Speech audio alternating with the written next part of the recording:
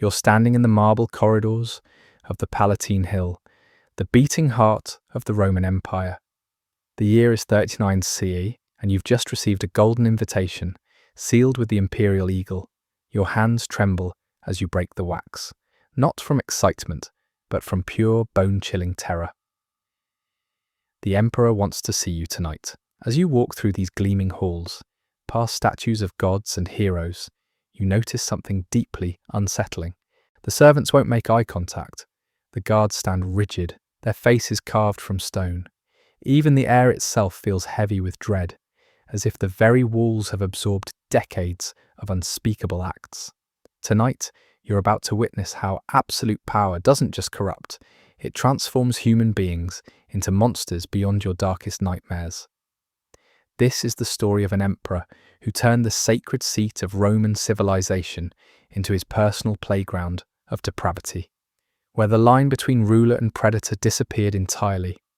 What you're about to discover will shatter every romanticized notion you've ever held about ancient Rome, revealing the horrifying truth about what happens when unlimited authority meets unlimited appetite.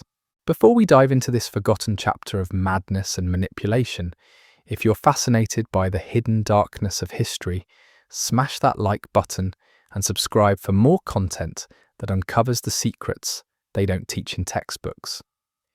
Drop a comment below letting me know where you're watching from. I love connecting with fellow history enthusiasts from around the globe who aren't afraid to confront the uncomfortable truths of our past. To understand how Rome's most promising young leader became history's most depraved ruler, we need to journey back to his origins. Born Gaius Julius Caesar, Augustus Germanicus, in the year 12th CE, this future emperor entered the world carrying the weight of the most powerful bloodline in human history. But the name that would echo through eternity, Caligula, came from something far more innocent.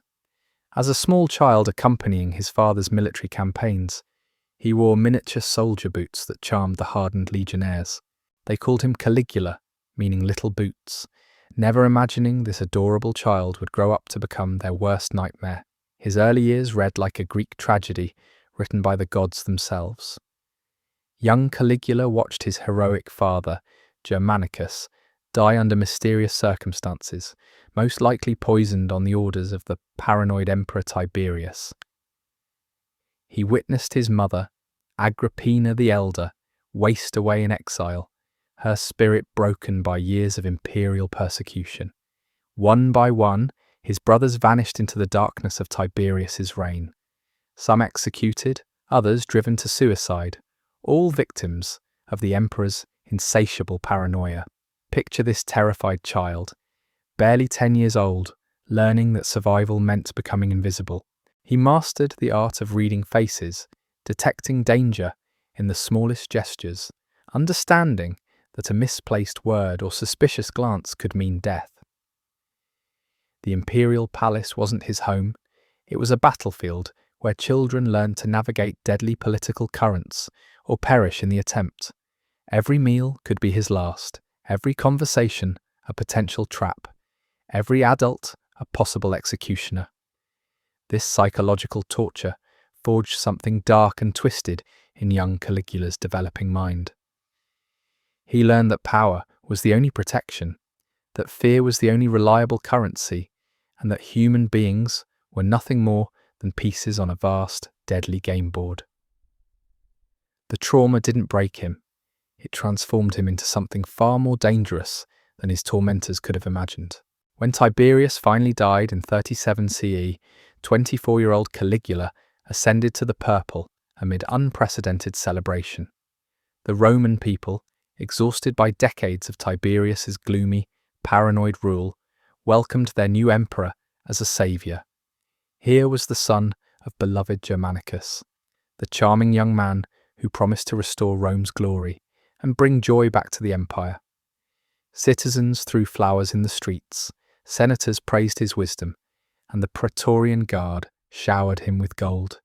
For 7 glorious months, it seemed like Rome had found its perfect ruler. Caligula began his reign with acts of apparent generosity and wisdom that delighted his subjects. He recalled political exiles who had suffered under Tiberius, distributed massive bonuses to the military, and staged spectacular public games that reminded Romans of their empire's greatness. The young emperor appeared in public regularly, charming crowds with his wit and seeming accessibility. Foreign ambassadors reported back to their kingdoms about Rome's remarkable transformation under its charismatic new leader. But beneath this carefully crafted public persona, something far more sinister was already stirring. The childhood trauma that had shaped Caligula's survival instincts was now combining with unlimited imperial power in ways that would soon horrify the ancient world. The same psychological mechanisms that had kept him alive as a terrified child were about to metastasize into instruments of unimaginable cruelty and depravity. The first cracks in the facade appeared during private meetings with senators and other high-ranking officials. Those who had expected to find a reasonable young ruler instead encountered someone whose eyes held a disturbing intensity, whose questions probed into deeply personal matters, whose casual comments carried undertones of threat. Palace servants began whispering about the emperor's strange nocturnal habits, his sudden mood swings, and his increasingly bizarre demands. Then, in late 37 CE, disaster struck in the form of a mysterious illness that brought the empire to the brink of chaos. Caligula fell violently ill with what ancient physicians described as a brain fever so severe that it seemed certain to kill him. For days he hovered between life and death, while Rome held its collective breath. Citizens gathered in temples to pray for their emperor's recovery. Senators prepared for potential civil war, and the Praetorian Guard maintained constant vigil around the imperial palace. The illness lasted nearly a month, during which Caligula experienced high fevers, convulsions, and periods of complete unconsciousness. When he finally emerged from this medical crisis, those closest to him immediately recognized that something fundamental had changed. The charming young emperor who had entered the sick room was gone, replaced by someone whose behavior would soon plunge the Roman Empire into its darkest chapter. Modern medical experts have debated for centuries what exactly happened during those crucial weeks. Some suggest the illness caused permanent brain damage, affecting the areas responsible for impulse control and empathy. Others argue that the fever simply stripped away the psychological defenses that had been holding his traumatic childhood experiences in check. Whatever the medical explanation, the political and social consequences were about to become catastrophically clear. The first signs of transformation were subtle but deeply unsettling to those who witnessed them. Caligula's laugh became different, higher-pitched, lasting too long, appearing at inappropriate moments. His eyes, once warm and engaging, now carried a predatory gleam that made even seasoned politicians uncomfortable. He began making comments that seemed designed to test boundaries, to see how far he could push before someone dared to object. Palace staff noticed changes in the emperor's daily routines that sent chills through the imperial household. He started taking late-night walks through the corridors, appearing suddenly in unexpected places, studying the faces of servants and guards with an intensity that made them profoundly uneasy. His questions became increasingly personal and invasive, probing into the private lives of everyone around him with a curiosity that felt more predatory than friendly. The transformation accelerated rapidly after his recovery, as if the illness had removed some crucial barrier between thought and action. The psychological trauma of his childhood, combined with the unlimited power of imperial authority, was creating a perfect storm of dysfunction that would soon engulf not just the palace, but the entire Roman Empire. What emerged from this convergence of past trauma and present power would redefine the very concept of imperial excess and corruption.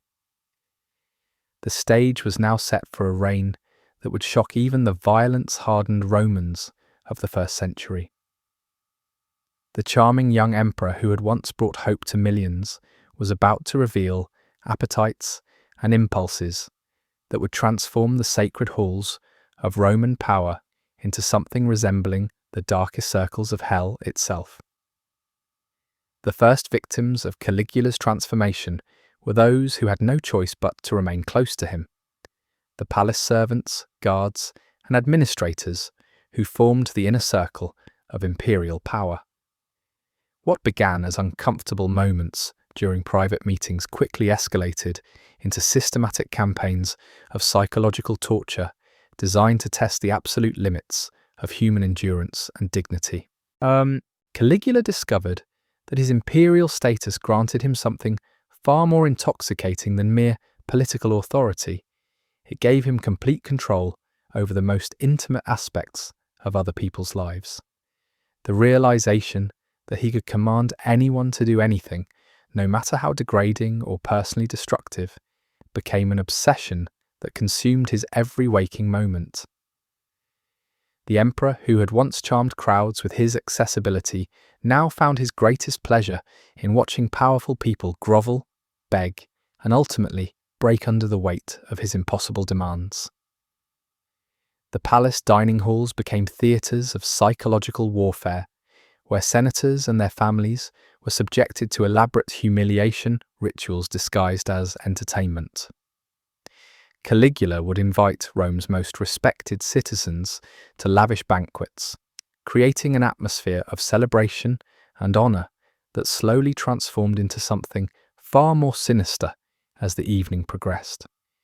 These gatherings started innocently enough: fine wine, exquisite food, cultured conversation about literature and politics that made attendees feel privileged to be included in the emperor's inner circle. But as the night wore on, the emperor's requests became increasingly bizarre and uncomfortable. He might command a senator's wife to sing while standing on the dining table, then criticize her performance so harshly that she began to weep. He would demand that distinguished military commanders perform ridiculous dances, threatening their careers if they refused to participate with sufficient enthusiasm. These seemingly playful demands carried an undercurrent of menace that everyone understood but no one dared acknowledge openly. The psychological torment intensified as Caligula discovered the exquisite pleasure of forcing his victims to participate in their own degradation. He would present impossible choices, comply with his degrading demands, or face the destruction of everything they held dear. A senator might be told to publicly humiliate his own son, or watch his family face exile and financial ruin. A wealthy merchant could be ordered to crawl across the dining hall floor like an animal, or see his business empire seized by imperial decree. These forced choices created a web of complicity that trapped victims in cycles of shame and self-loathing. The senator who humiliated his son to protect his family's fortune could never again command the same respect from his child. The merchant who crawled across the floor to save his business carried the memory of that degradation with him forever. Caligula understood that by making people active participants in their own humiliation, he was inflicting psychological wounds that would never fully heal. The emperor's appetite for psychological control extended beyond individual victims to encompass entire family systems. He would deliberately target the relationships that mattered most to his victims, forcing parents to betray children, spouses to humiliate each other, and siblings to compete for his favour through increasingly degrading acts. The bonds of love and loyalty that held Roman families together became weapons in Caligula's hands, tools for inflicting maximum psychological damage on those who crossed his path. Palace servants reported witnessing scenes that defied comprehension: respected matrons forced to perform menial tasks while their husbands watched helplessly, children of noble families reduced to entertainment for the emperor's guests, elderly senators compelled to engage in physical activities that left them exhausted and humiliated. The imperial palace, once a symbol of Roman dignity and power, had become a laboratory for studying the absolute limits of human degradation. Caligula's psychological experiments grew more sophisticated as he discovered the subtle art of breaking human spirits without leaving visible marks. He learned to identify each victim's deepest fears and most cherished values, then design personalized tortures that attacked those psychological vulnerabilities with surgical precision. A man who prided himself on his intellectual accomplishments might be forced to perform mindless physical labor while being mocked for his stupidity. A woman who valued her reputation for virtue could be compelled to engage in behavior that destroyed her social standing forever. The emperor's understanding of human psychology was both intuitive and terrifyingly accurate. He recognized that physical pain was temporary, but psychological wounds could last forever. A person could recover from a beating, but they might never recover from being forced to betray their deepest principles or most important relationships. This insight transformed his approach to wielding imperial power, turning every interaction into an opportunity to inflict lasting psychological damage on those around him. The systematic nature of Caligula's psychological torture extended throughout the imperial administration, creating a culture of fear that paralyzed the Roman government. Officials who had once debated policy with confidence now approached every meeting with terror, knowing that a casual comment or inadvertent slight could result in their complete destruction. The machinery of imperial governance ground to a halt as administrators spent more time trying to anticipate the emperor's mood than actually governing the empire. Foreign ambassadors who visited Rome during this period reported back to their rulers about the surreal atmosphere that pervaded the imperial court. Diplomatic meetings that should have focused on trade agreements or military alliances instead became psychological endurance tests, where ambassadors were subjected to bizarre demands and impossible situations designed purely for the emperor's entertainment. The reputation of Roman power, built over centuries of military conquest and political achievement, began to crumble as word spread throughout the ancient world about the madness consuming the empire's leadership. The final months of Caligula's reign represented the complete collapse of any boundaries between public governance and private obsession. The emperor's need for psychological dominance had consumed every aspect of his existence, transforming him from a ruler into something more resembling a serial predator who happened to command the world's most powerful military.